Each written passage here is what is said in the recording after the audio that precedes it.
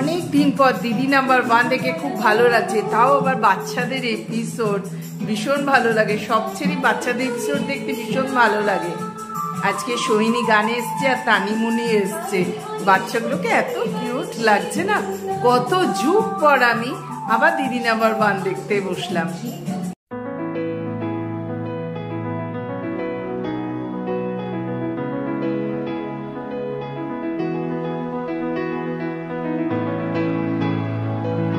Morning everyone, আমি চলে এসেছি নতুন একটা ব্লগ নিয়ে কাবেরী তোমাদের সামনে। দেখো দীপঙ্করের ব্রেকফাস্ট, সঙ্গে হচ্ছে শসা পেঁয়াজ আর ডিম দিয়ে বানানো এগ রোল উইদাউট সস।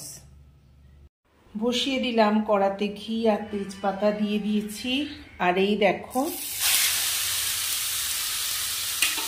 কি বলো তো, বুঝতেই পারছো তোমরা, গাজর দিয়েছি।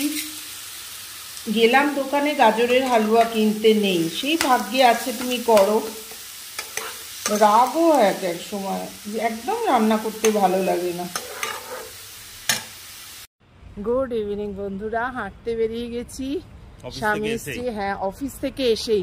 বেচারাকে বলেছি যে আজকে জুতো চেঞ্জ করে যাও। যখন দীপঙ্কর খেতে এসেছে না, তখন জুতো চেঞ্জ করে গেছে, হাঁটা জুতো পরে গেছে আমার জন্য।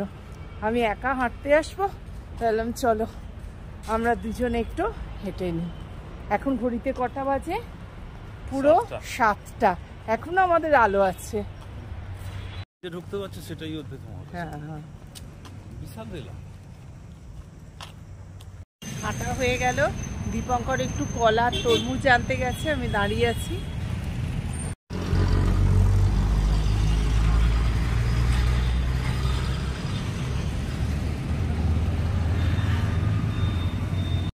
দীপঙ্করের নেওয়া হয়ে গেল। চলো এবার যাব, মুড়ি নিতে হবে আর একটা গাছের দোকানে যাব।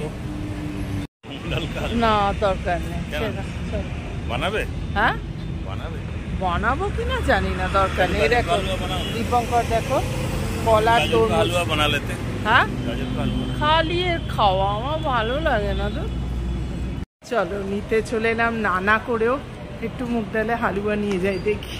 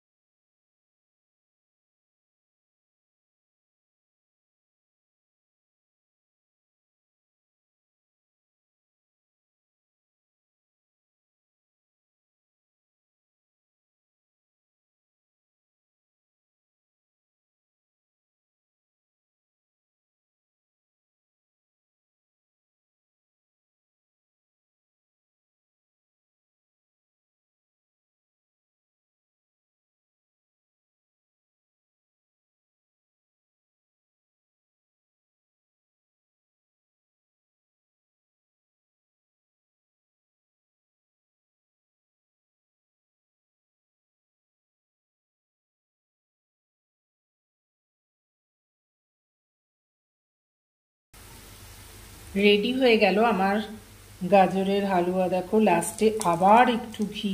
দীপঙ্কর বলছে যেন ঘি চপচপে হয় সোমা। ঠিক আছে, বানিয়ে ফেললাম গাজরের হালুয়া। দেখো হয়ে গেল। এখন এবার দীপঙ্করকে খেতে দিই। আজকে ডিনারটা দারুণ বলো, ঘুগনি, বেগুন ভাজা আর গাজরের হালুয়ার রুটি। তো চলো বন্ধুরা, আজকের মতো এই ছোট্ট ব্লগটা এখানেই রাখছি। Good night, tata. ভালো লাগলে do like, share and subscribe করতে কিন্তু ভুলবে না। চলো, গুড নাইট।